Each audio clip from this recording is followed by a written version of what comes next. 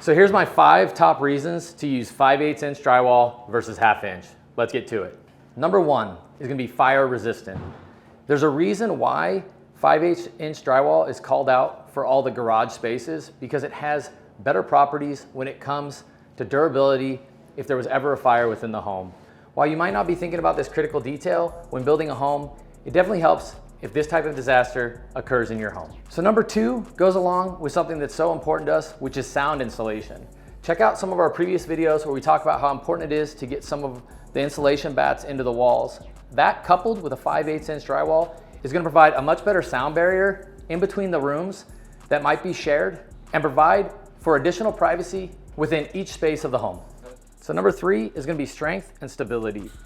Now, some people might say it's only an 1/8 of an inch difference. However, in some details, engineers will call out a 5/8 inch drywall to be able to shear a wall and make the overall structure more rigid, which allows the house to be more resistant against lateral loads that might happen in a monsoon or a haboob that comes through here in the Phoenix area. Number 4 is going to be improved insulation value. Now, yeah, this might be minimal, but when you're talking about an 1/8 of an inch, really it's 25% more mass than what would be used in standard drywall application of a 1/2 an inch throughout the home. As you can see, this is coupled with the additional insulation properties that we have, which will allow for each room to be able to retain a great temperature for each person residing within the home. Last but not least is going to be number 5, which has to do with durability. It is absolutely critical in high traffic areas to be able to install a 5/8 inch drywall, because it's going to help with any impacts that might occur over the course of time in living within the home. So some of you might be asking, if 5/8 inch is so much better, why does the majority of builders throughout the country use 1/2 inch as the standard? So the first thing is going to be cost and weight associated. Since it's 5/8, it's about 25% heavier and it's definitely harder to install. And of course, the price per sheet isn't going to be significantly less, but it is going to be a cost savings when you think about how many sheets it takes to be able to complete a full custom home. The next item is going to revolve around the weight associated that we just discussed. Ultimately, it's harder to cut, harder to handle, and a little bit more difficult and laborious when it comes to installation. In addition to that, I would recommend always screwing off your 5/8 inch drywall, regardless of the application. By far, the main reason that 1/2 inch is used in a majority of builds is because it meets code compliance. It really is the standard or the bar that's been set for most residential builders, regardless of whether they're building tract homes or spec homes or even custom homes.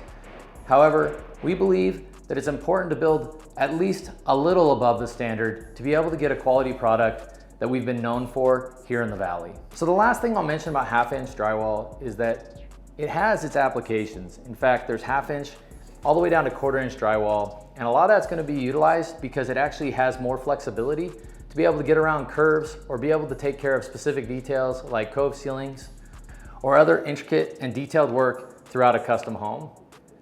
The reality is you have to pick the appropriate application for every material that's used within a custom home, and 1/2 inch all the way down to 1/4 inch drywall has its place dependent on the various applications that you might have within a specific build.